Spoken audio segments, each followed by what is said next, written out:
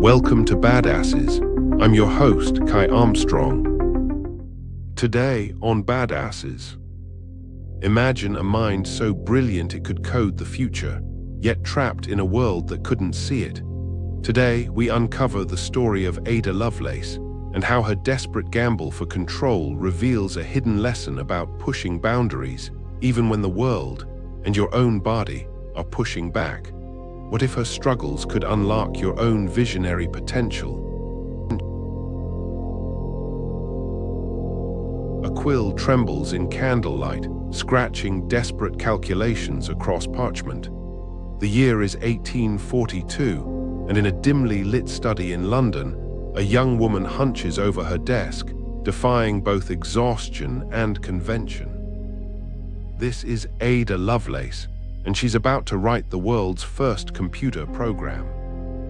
But why would this aristocratic woman risk everything, her reputation, her health, her sanity, for a machine that wouldn't exist for another century? You might think you know what it means to be torn between two worlds. But imagine being born into a battle between art and science, passion and precision, madness and method. Ada Byron entered life as the only legitimate child of the notorious poet Lord Byron and his mathematically minded wife, Anne Isabella Milbank. Their marriage lasted just long enough to create this paradox: a girl who would inherit both her father's wild imagination and her mother's analytical mind. When her mother whisked her away from Byron's influence at just 5 weeks old, she thought she could excise the poet from Ada's soul. Instead, she created something unprecedented, a mind that could dance between numbers and dreams, between cold logic and soaring possibility. Have you ever felt that your greatest strength lies precisely in being caught between two seemingly opposing forces? While other young ladies practiced needlework and watercolors, Ada immersed herself in geometry and calculus. But this wasn't mere academic excellence. In her numbers, she found freedom. Each equation solved was a small rebellion against the constraints of Victorian society. You know that feeling when you discover something that makes your mind light up, even as others shake their heads in confusion? That was Ada's daily reality. At age 12, she became obsessed with the idea of flight. She studied bird anatomy, calculated wing ratios, and filled notebooks with designs for flying machines. Her mother might have tried to stamp out Byron's poetic influence, but Ada had found her own form of poetry in mathematical formulas.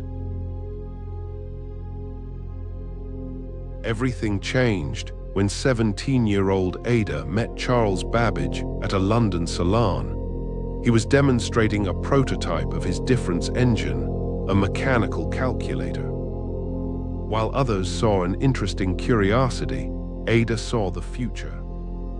In that moment, as brass gears clicked and whirred, she glimpsed something no one else could: machines that might weave algebraic patterns just as a loom weaves flowers and leaves. Think about the last time you saw something ordinary and imagined it transformed into something extraordinary. That's what Ada experienced, but on a scale that would reshape the world. She didn't just see a calculator, she saw the birth of computing.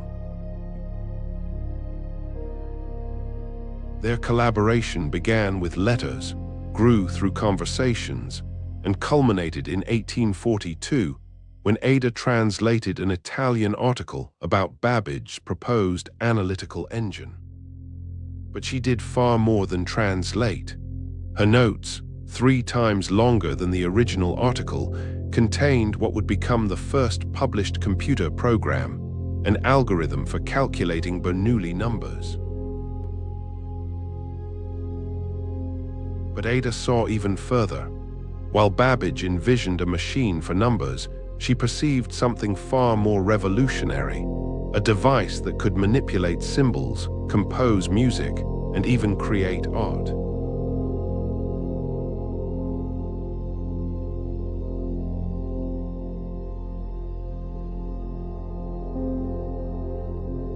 When was the last time your vision stretched so far beyond the present that others couldn't even comprehend it? Her notes described concepts that wouldn't be realized for another century: computer-generated music, artificial intelligence, and the idea that anything could be converted to numerical form and manipulated by machines. You might recognize these ideas in your smartphone, but in 1843, they seemed like science fiction. If you're enjoying Badasses, please like, subscribe, and scan the QR code for our free 7-day email course, The Mental Fortitude Challenge. Explode your confidence by channeling strategies from Roosevelt, Bruce Lee, and more. Now back to the episode. Success, however, came with a devastating cost. Ada's health, always fragile, began to deteriorate under the strain of her work. Chronic illness plagued her, leading to dependency on laudanum, the opiate commonly prescribed in Victorian England. Yet she pushed on, driven by an inner fire that wouldn't be extinguished. In a cruel twist, the mathematical mind that saw so far into the future proved vulnerable to a very human weakness. Convinced she could develop a mathematical system to beat the odds, Ada began gambling on horse races. The resulting debts forced her to pawn family jewels and nearly destroyed her reputation. Have you ever watched your greatest strength transform into your greatest vulnerability? As uterine cancer ravaged her body in 1852, Ada faced her mortality with the same analytical mind she'd applied to mathematics. At just 36, she requested to be buried next to the father she barely knew, perhaps finally reconciling the dual nature of her genius. Her last algorithm would be the calculation of her own legacy. For nearly a century, Ada's contributions lay dormant, her vision too vast for Victorian England to comprehend.